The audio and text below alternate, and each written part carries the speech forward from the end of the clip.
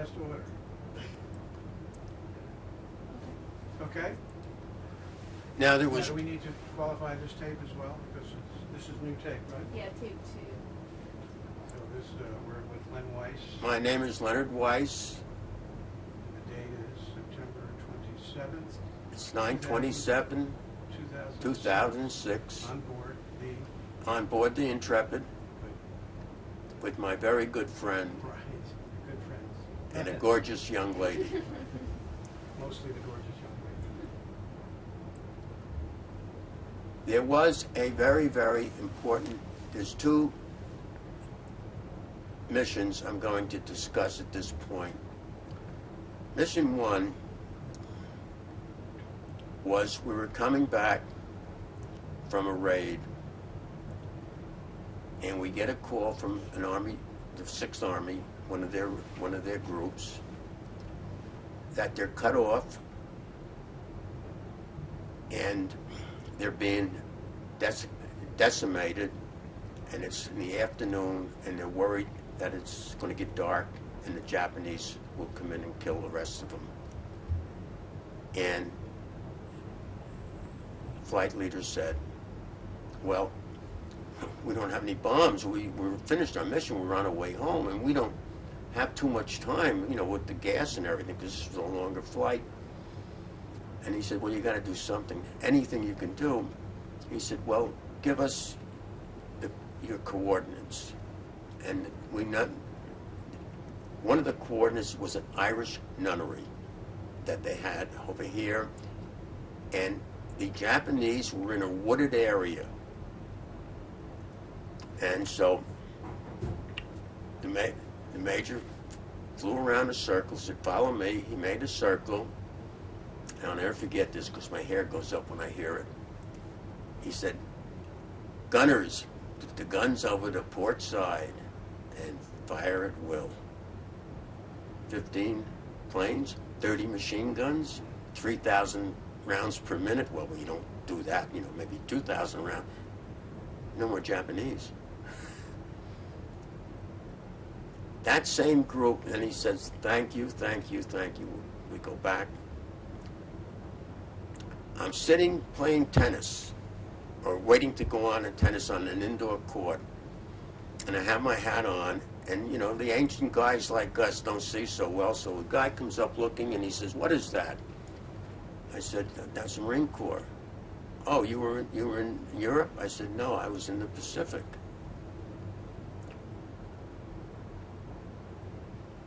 The guy sitting over there says, I was in the Pacific. I was in Bougainville. I was in Luzon. I was in Mindanao.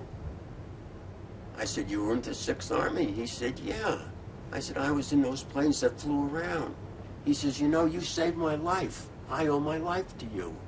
And man, that was so great to hear because we got all those letters from the generals saying what a great job we did, including MacArthur. So that was one. The other one was probably a very early flight in Luzon, where the P-51s of the Army let us in because they'd been there a few days and they were oriented.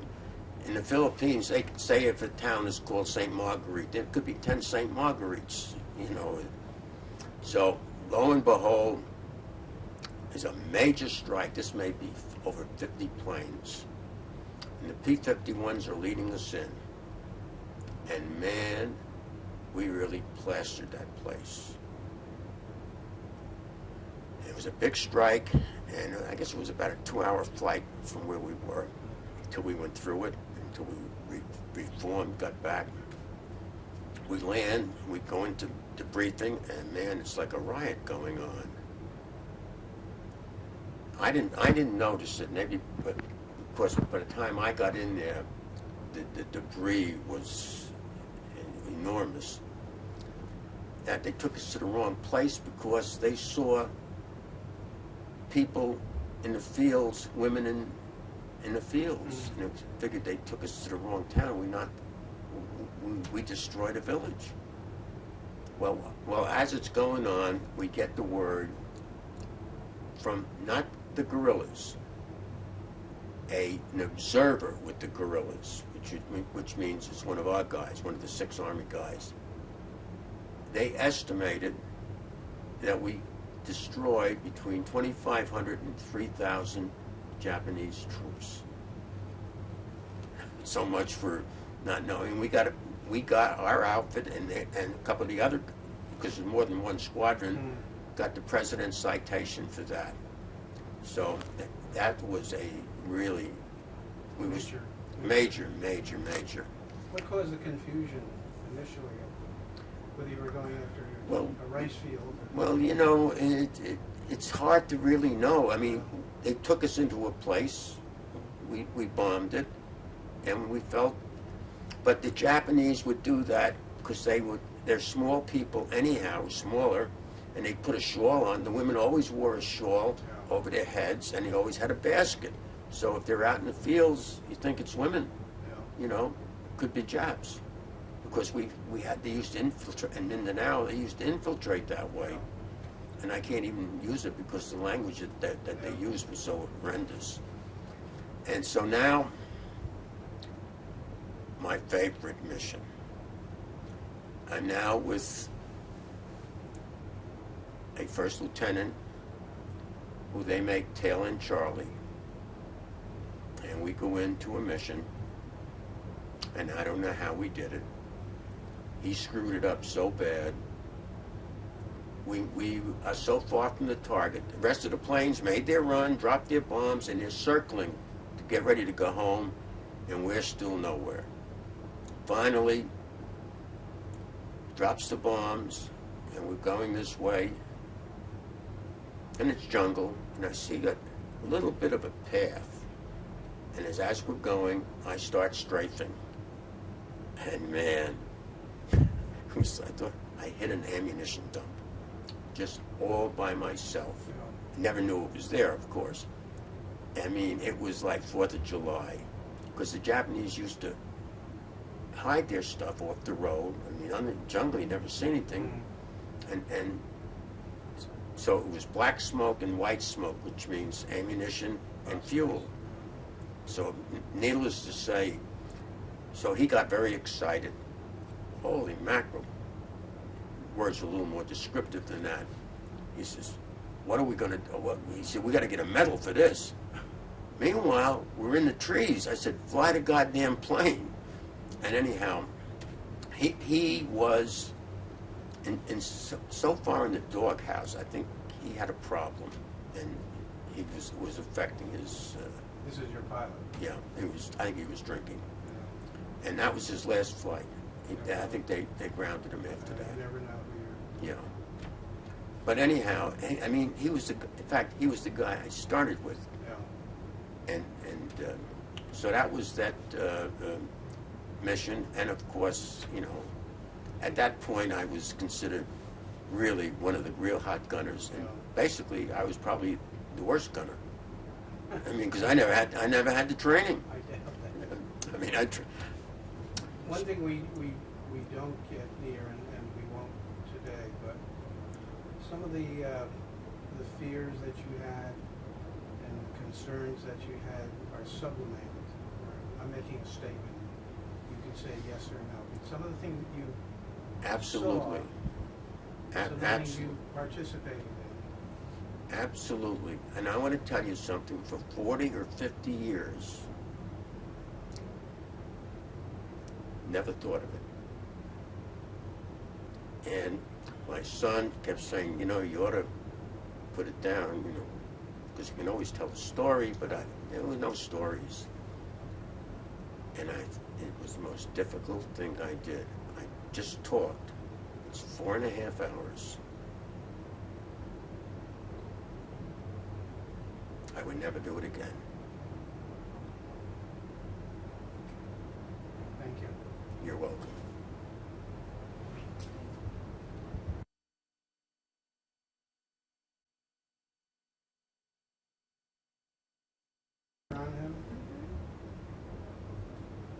Let me just get like a little bit. Hold on. Okay.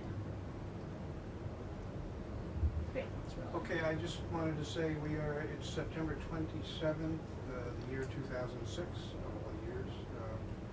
We're on the Intrepid and we're speaking with John Gill. And John, establish who you are and where you live. And, well, my name is John Gill, of course, and I live in Manhattan in Peter Cooper Village. I want to say first up, thanks to you, George, for the ability to be aboard. I've really enjoyed myself in the past couple of months. I've met some interesting people from all over the world, but thank you for having me. well, it's good of you to say that, but I feel in the reverse, thank you for being here, and I've expressed our interest in, your history, your living history, and what you've done from beginning to end has been rather incredible. I'd like to start first with talking a little bit about before your awareness of World War II and how you got into it at some point in time. I know that you were born in Chesterton, Maryland, Yeah. and you probably went to school there full time. I went to high school there, went to Washington College there, dropped out to enter the Navy, but I was interested in aviation from Yale High, and my first flight was in an old airplane called a Curtiss Robin, and it was so small I couldn't see out the window. And then Where was that? That was in Maryland? Chestertown, It was. and about once every spring they'd have a traveling air show come around. And my second flight was for wiping windshields on an old Waco biplane and pedaling in town to get a Coke or whatever for the pilot. And there again, at the end of the day, you'd hope you get a free flight. And one evening I did. And there again, I could hardly see out of the cockpit. I was so small. What was the airport then? Because we didn't have an airport. They were landing in cornfields. Oh, really? Yeah. They'd call it an airport, but it was just a farmer's field. Well, good. At what point, when did you feel, when did you volunteer, or when did you sign up to go into the Navy? I had a desire to fly for Navy as a young teenager, and I thought perhaps the Naval Academy in that route, but war came along, and so I enlisted in Baltimore, Maryland in 1943. I'm 1942. Must have been the summer. And came home and thought I'd be going in the next week, but they had so many volunteers for naval aviation that they didn't call me until February of the following year. They sent us first to the University of Virginia to what they called flight prep. Now this was a new concept. Up to this time, the Navy had been training aviators for 10, 11 months, even for 9 months for a period, but they found that wasn't working too well. And ours was the first group to do flight prep, and our total training took, I think, 14 months. Mm-hmm. So included that was your basic Navy training? Flight prep was theory of aeronautics, engines, drill, too much of that, recognition. You're probably aware of this yourself, but they'd flash silhouettes of aircrafts and ships on a screen. You had 1/30th of a second to identify the ship or the aircraft. And you got that all the way along, clear, even after you got your wings. From flight prep, I went to Macon, Georgia, Mercer University, to, I guess, what you'd call elementary flying training, because we had civilian instructors there in Taylorcraft, which was a side-by-side high-wing monoplane. My first solo was there, and I can remember it very well. Yeah. So you started out on a Taylorcraft? Yes. Mm-hmm. What did you work up to after that? What was the next? Then you went to pre-flight. This was after you soloed. And this was at University of Georgia, Athens, Georgia. And this was primarily a physical thing. You played every sport, for instance, football in full uniform, soccer, wrestling. Baseball they didn't play. but it was a physical conditioning thing, and I didn't care for it too much. I wanted to fly.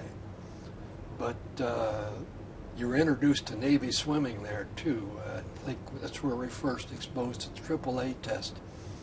I had no problem coming from the Chesapeake Bay country, but some of the young fellows weren't too good in the water, and the instructors were all commissioned high school athletic coaches, and they wanted to see blood in almost every sport, and they did to some degree. For instance, in swimming, if George is doing a AAA test, which I remember was a mile swim, start half of it with clothes on or something like that, and George isn't doing what the instructors think he should, you'll get a wang in the back of his head, and they're standing alongside the pool, following along as an instructor with a boxing glove on an end of a pole. So they induce you to really produce. So they were really utilizing the sports practice, Yeah. physical Yeah. training was the PT. PT was tough, yeah. Obstacle courses, and you'd even go out and practice in your spare time, which there wasn't that much of it. We got one Saturday afternoon off every 2 weeks. Oh, really? Mm-hmm. And it was mandatory church parade on a Sunday morning with the white uniform with a high collar. Yeah. And what was your rank at that point? All right, you're an aviation cadet. You enlist as a seaman second. Right. And when you report for active duty or become an aviation cadet, that really has no rank. It's lower than an ensign. It's not commissioned. Yeah. Oh, that's interesting. Let's see, from Macon, went to NAS Memphis, Naval Air Station Memphis. Where was it? Memphis, Tennessee, Really? Millington, just outside of Memphis. Sort of in the middle of nowhere. Well, we had Memphis about 20 miles away, but there again, I think we got one Saturday afternoon and one Sunday off every 2 weeks. And that was elementary flight training. Yeah. And flew Stearman N2S's, open cockpit biplanes, and that was in November, December, and January. And it was a bit cool in those open cockpits. And but you drew heavy winter flight gear before every flight. And you had on long johns, uniform pants, heavy flight gear. And it was so bulky that, for instance, doing a snap roll, you couldn't move the stick. I mean, there was so much padding all around you. Well, that brought up an interesting point, too, because of all this heavy clothing you were wearing. Inverted sometimes, a cadet would unconsciously undo his safety belt. And we did have an occasion, 2 of them, I think, where guys would fall out of the airplane. No problem, you know. But And no parachute. well, we had a gentleman there, an officer called a POOD, P-O-O-D. And he was a permanent officer of the day, and his primary purpose was to harass cadets. And he was down on the flight line most of the time. And I do recall on one occasion that he had us lined up and was berating us for one reason or another. And lo and behold, on the horizon, there's an airplane inverted, the form dropped out, and the parachute opened. So the POOD drew us up to attention and said, look, see, another dumb cadet. He didn't do the right thing. He didn't check, so whatever, you know. Says, no, don't ever let that happen to any of you. And the parachute floated down, the car picked it up. It wasn't a cadet, it was the instructor. And then that was a lesson we learned well. Thank heavens the guy had already soloed and was practicing acrobatics. A lot of emphasis on precision landings. Slips to the landing, slips to the circle. What else do we do? S-turns to the circle, all on practicing Navy-type landings.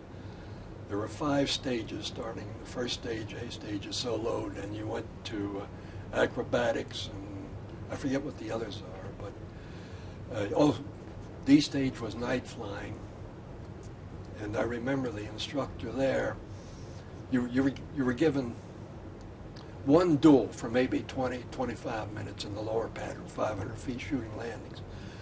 And then they turn you loose to go to the upper pattern, 10 or 12 airplanes circling around.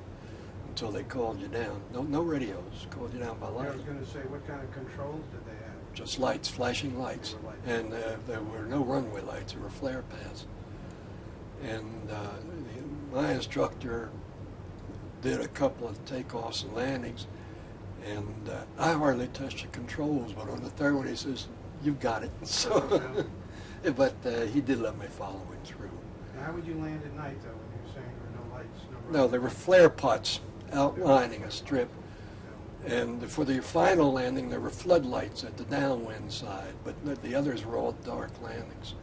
And you judged your altitude by the distance between the lights. If you're up here and look at the runway, the lights are far apart. But if you're down here, the lights tend to blend together in a line. So it was all really good eyesight. And these were in Stearman's? Stearman's, beautiful airplane. Yeah, I know. If an airplane looks right, flies right. And at Millington, the final stage was in TIM N2Ts, a low-wing, open cockpit biplane. And they taught you to fly formation there. Up to that point, they'd been telling you to stay away from other airplanes, and now they want you to fly, tuck your wing right in there and fly close. The TIM was a plastic airplane. I don't know how many the Navy had. Yeah. Very few people knew about it. After Memphis, Pensacola. Pensacola consists of several airfields. Main side, Pensacola, and several outlying fields. Our first assignment was at Ellison Field in SNVs, which we called vibrators. The Air Force called it a BT-13, I think. Open cockpit, canopy cockpit, low-wing airplane. We did cross-country in that. And our first night formation, which is something you didn't forget, because I can recall after doing your landings and takeoffs, we got into a 10-plane echelon. Now, I ended up somehow 9th or 10th airplane of these things whipping around the airfield at night. So the leader is using very little throttle, but the people out here are using full throttle or no throttle, off chopping it on or off just to stay in place. It was an interesting experience. Next we went to Whiting Field. That was strictly instruments, 3 months. And Whereabouts is Whiting? it's an outlying field from Pensacola. And flew SNJs. And they spent a lot of time on instruments. There was a thing called Charlie pattern, which involved 360-degree turns at each corner of a rectangular pattern, climbing or descending as the pattern dictated, all under the hood. It was good training, money in the bank. Did you get link training as well? Oh yes, yeah. I never found it very believable, Yeah. but it helped, I guess. But under the hood, it was much better. Whiting, Corey Field, final squadron. This is over water navigation, gunnery, bomb dropping, and simulated air combat. And I enjoyed all that. How's that before you were assigned to a squadron? Oh, we haven't even gotten to operational training yet. See, the Navy spent more time, Training. more hours on pilots. As I say, ours was the first group to go through with this longer period. I had Air Force friends that got their wings in 9 and 10 months, and they didn't have half the flight hours that I think I had at the time. Corey was good, the overwater navigation, and then you were winged. Then you went to operational training. For us, this was Miami and TBS and TBMs.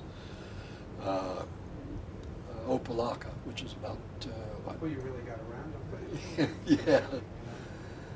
You're young, you don't mind. Yeah.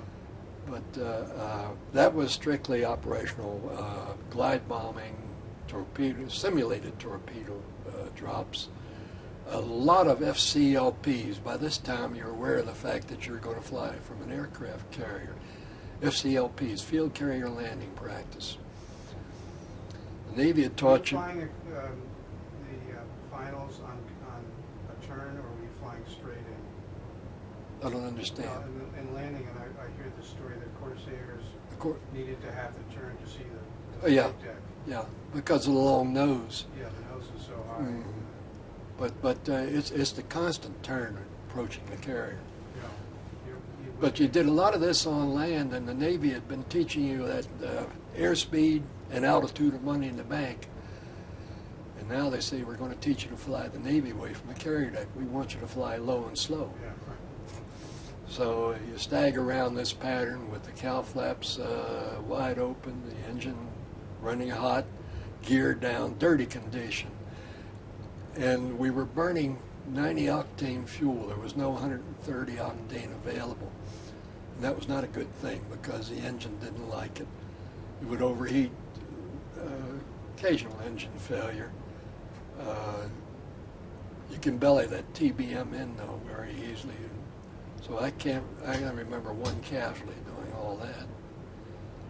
But FCLP is a lot of time on it. And right then you're starting to be graded on each approach and each landing. And that's part of your record. High in the groove. Did you know that you would be serving on carriers? Yes. You did know that going into all So when you went to that type of operational training, Opelika, then somehow or another I was sent to LSO school. Now this is landing signal officer, and I didn't want that. Went to NAS Jacksonville for that. Good thing about it was you got to fly a variety of aircraft there, including the SBD, which I thought was a great airplane. And finally I talked my way out of there with two other pilots, and we were sent to Torpedo Squadron 26 Pacific Fleet, which was then operating someplace on the West Coast. We weren't told where. We ported in San Diego, and they sent us to 26, which is in a Naval Air Station, Pasco, Washington, out in the desert, flat and very dark at night. And we did a lot of night flying there. More FCLPs, a lot of bombing, a lot of rocket firing. From there... Talk to me a little bit about, pardon me for just interrupting at this point, and I've heard this in other interviews, the amount of time and you're going from place to place around the United States Yes. in training. Yes. You came from an environment relatively insular. I lived in Chestertown. Yeah. And all of a sudden you're out in the big world. And how did you react to that as a young kid? I didn't mind at all. In fact, it was all new to me. No. Was young, and I was where I wanted to be. Wanted to fly for Navy, and I could put everything I owned into one suitcase and one parachute bag, like most other pilots. So it didn't bother us that much. VT-26 was a squadron that had been in the Pacific, had come back, was retraining, go aboard ship again. We operated in the desert for a long time, especially at night. I didn't know whether we were going to be a night squadron or not, but How many hours do you think you accumulated before you actually got onto a carrier or you were put into a squadron? into the squadron. We went to VT-26 and still continued to pile up hours ashore. George, it's hard to say. I just can't put a figure on it right now. Just got It's to. a fair amount of flying. Oh yes, yes, much more so than our Air Force counterparts as cadets were getting. We also went into NAS Seattle, NAS Arlington, and skipped something. First carrier landings after Jacksonville. Every Navy pilot has to qualify. 6 landings, 6 takeoffs. Then later they added catapult shots. So we, 2 other pilots, myself, were sent to NAS Glenview, Illinois. Robert Taylor was an instructor there. I remember seeing him flying primary. Yeah. And the Navy had 2 paddle wheel carriers. A lot of people don't realize that they were converted Great Lakes passenger vessels, and they cut off the upper decks, put a flight deck on them, and they were paddle wheels. It was Sable and Wolverine, and I got there in January, and the lake was full of ice, so they didn't send us out. You couldn't let the aircraft stay aboard ship. There wasn't enough room, a small deck. And one cold January morning, they sent us out to the ship, 3 of us in formation, my 2 friends and me, and they sent us in SNJs because there was so much ice about. The ship couldn't get up speed to take aboard the TBMs. So we did our care quals and SNJs. Oh And like your first solo, you remember your first carrier landing. Never thought about them with tailhook. Pardon? I said, never thought of those planes with a tailhook. Oh yeah, yeah, they did. Not all of them, but the ones they kept for Carrickwells, they did. No problems. Then the VT-26 and what we're talking about before. I made my first, we operated in the Straits of San Juan de Fuca from a carrier I remember as Commencement Bay.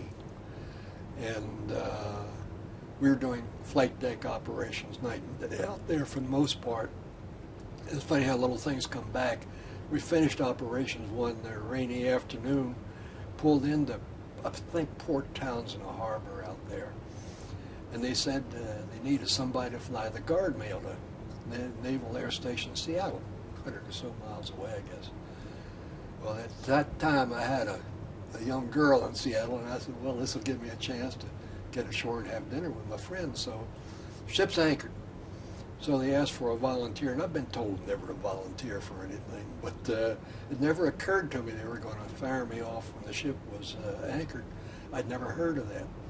But I got suited up, got in the airplane, and they fired me off, and that's, as far as I know, that's the only time I ever saw or heard of a catapult shot while the ship was anchored.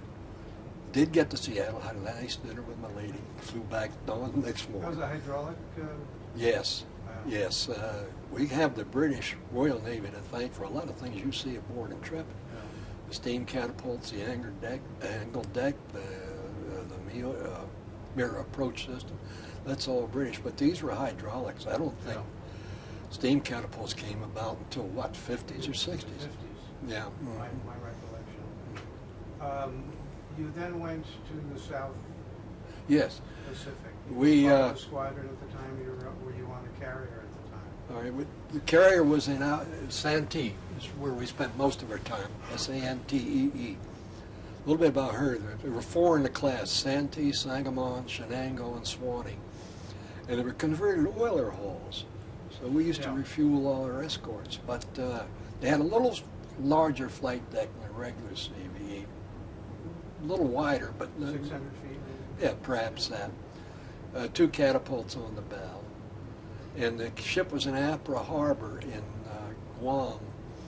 And so we were sent up to Marpy Point on Saipan Island. We lived in Quonset huts there on the edge of what the public knows as Suicide Cliff. It was only about 50 feet from the front door of the hut I was living in. And we operated from a coral strip there while the ship was being repaired.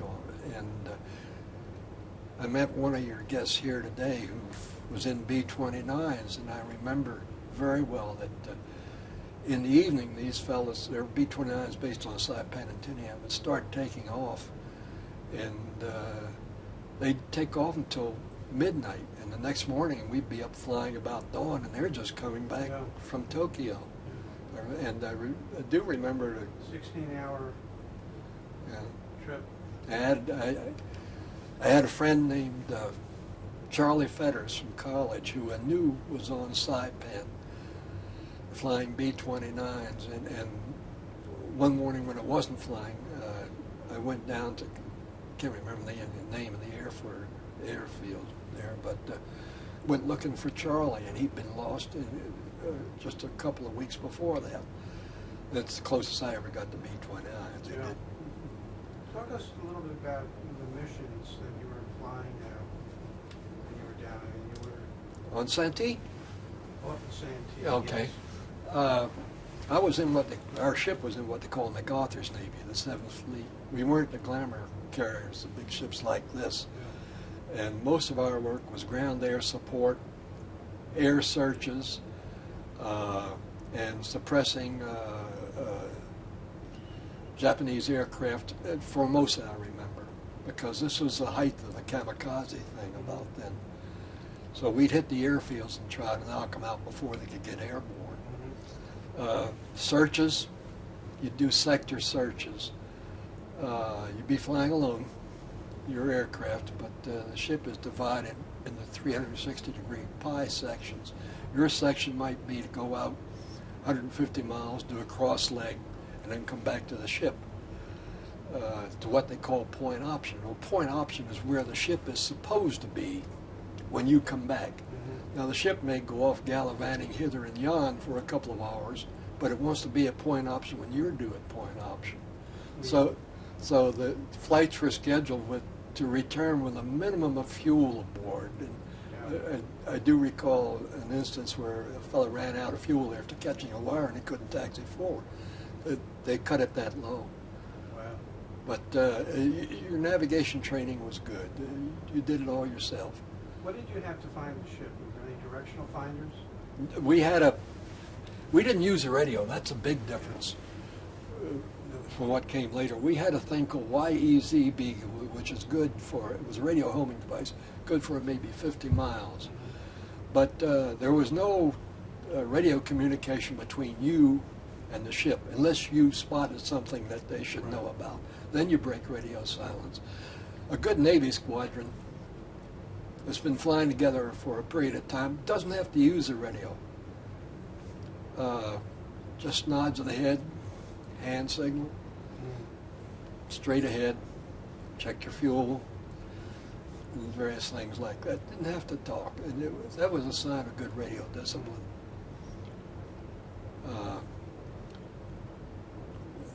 What else did we do? Oh,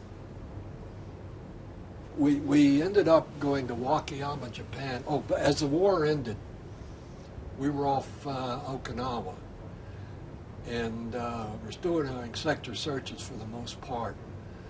But we went up to Wakayama, Japan, and there was a period there where the war was over, but it wasn't quite over. So they sent about 8 of our TBMs to a Japanese airfield. Guys couldn't be armed, the aircraft couldn't be armed. No peace had been signed, but we were after some POWs that had been there since 41 and 42, mostly British. They found them, commandeered trucks, and brought them back to the shore, brought them out to the ship. We brought them aboard. I don't think any of them weighed over 110, 115 pounds. Their bodies were covered with sores. But as they came up the gangway, they were told to throw all their clothing overboard. They were fully dusted with DDT and came aboard the ship. And must have been 600 of them. This is on the Santee. Yes, and we took them quick trip back to Manila. Made a big mistake in that we fed them a regular Navy meal. It was their first meal. They couldn't handle it. And then we went back up to Japan, and we got in late August, early September, October, at least 2 typhoons. We had to go to sea because you didn't want to stay in near land with one of those things. The first typhoon, our group commander, the admiral, was a fellow named Sample, and he had taken off in a PBM, a 4-engine float plane for some reason, and they went down to sea. So we had to do aerial searches for them, and the deck was very active. And this ship has what they call a hurricane bow. We had an open forecastle, and the second hurricane, our air group, we lost our air group surgeon. His name was Victor Gang. He was from New York City, and he went out on the forecastle. Could we just cut for one? We'll just go ahead. Just continue. Okay. So we were talking about the Santee and the rescuing of 600 prisoners of Yeah. war. And, The Japanese were still armed. That was unusual. I mean, when I first set foot in Japan, it was at Wakayama. We were waiting for the army to come in. It was the occupation forces. And I was with a chief boatswain's mate in a small boat, maybe 2 or 3 other officers and the boat's crew. And we climbed this ladder from the boat up on a dock, and there was a Japanese officer standing there, and he was a caricature of what we were then. You know, he had a sword dangling at his side and so on. He put his hands on his hips and said in broken English, "Why do you come here?" And I didn't know how to answer that very quickly, and neither did anybody else, but the chief boatswain's mate kind of picked him up by the collar, stood him on his tiptoes, shook him a little bit, just told him to go away, you know. But he put his hands on him. "Why do you come here?" This is post-signing of the treaty? Just about there was a period there, 3 or 4 days, when you weren't sure what was going on. So I don't know whether it's been signed or not. The bombs have been dropped. In fact, I did some patrol work over the inland sea and made it a point of going over Hiroshima. And then as now, I was a camera buff, and I remember I still have some photographs home I took there. Found a Japanese aircraft carrier, the only one I ever saw, in the middle of the inland sea. Where was it? In the middle of the inland sea. I don't know where it was going, but It was underway. yes. Mm-hmm. I don't want to skip too quickly, but you served till 1950. I guess you were in the reserves. When did you actually get out of active duty? Okay. The ship got back to San Diego in November of '45, and we were sent to a place south of San Diego to be processed to go back to civilian life. And I talked with another pilot, and we both enjoyed flying, so, well, no, let's stay in the Navy. So we did not take our discharge. And I was sent to Norfolk, and after a month's leave, and ended up with an unusual outfit down there that was developing targets for aerial gunnery, from full-size radio-controlled airplanes to model airplanes. And that's where I got to fly the JM-2, the Navy version of the B-26. And also the TBY, which nobody ever heard of, was undergoing tests at the time. That was a consolidated torpedo bomber. And I wanted to go to an East Coast squadron, and I finally got assigned to Air Group 17 up in Brunswick, Maine. Ended up flying SB-2Cs, and you don't want me to give my frank opinion of the SB-2C, but they're better airplanes. Let me put it that way. Mr. Grumman built good airplanes, everything he ever did. From the F-2F, which was an open cockpit biplane fighter, up through the, F-14. They were reliable, good airplanes. Well, they sure did the Navy good by then. Oh, well, their airplanes were reliable, they were well built, well designed. The old saying, if an airplane looks right, it'll fly right. Well, that one doesn't look like a speeder, but speed demon, but it was a good airplane, and good airplane to land on a flight deck too. A lot easier than some of the others. I think one thing that we've done to you is rekindle a lot of memories. I know. Yeah, some of these things I haven't thought of for a long time. It's, I was talking before about somebody who never talked about their past, who said blankly, that's in my past, and I also said to another person, you know, in many ways you've sublimated your experience because of some of the severity of it. You don't talk about some of the things that you saw because they're uncomfortable. You're uncomfortable with it. And I'm not suggesting with you, but what you went through. Don't forget, I was there because I wanted to be. I wanted to fly for Navy as a boy. I think that makes a little difference too. You say memories, you just jogged it again. I remember VJ Day very well because we were at sea when it was finally decided, and we had a flight in the air, armed. I can't remember the details, and they broke radio silence, said get rid of your ordnance and come back to the ship. And I was flying in the skipper's division, and we came back to the ship, went through the landing pattern, and I was flying number 3 of the 4. There's 4 in a division, 2 in a section. I was flying number 3. And I did something I very seldom do. I stayed up on the flight deck. It's not a good place to be around. It's a very busy place, and people up there have a very dangerous job. So pilots are advised to get out of the way, you know. But I stayed up there. You know, the war's over. We're going home. And in the 3rd section of land was a fellow named Sane from Waycross, Georgia. I think I was standing up in my cockpit, and I remember him on the downwind leg, and he looked a little low. The LSO's back here, the ship's going this way, and he was so low that standing in my cockpit I couldn't see him. He disappeared around the stern of the ship, and the LSO gave him a weight off, some firing red flares and all this. He appeared on the other side of the ship, and as he got abreast of the island, his left wingtip hit the water. The plane cartwheeled, the left wing broke off, It landed upright in the water. There was a little small fire in the accessory section, and he got out on the right wing and gave us the OK sign. We never found him, and I don't know why. I still remember that, but VJ Day, I guess. And of course, when that happens, the flight deck crew's well prepared. The LSO has some people with him.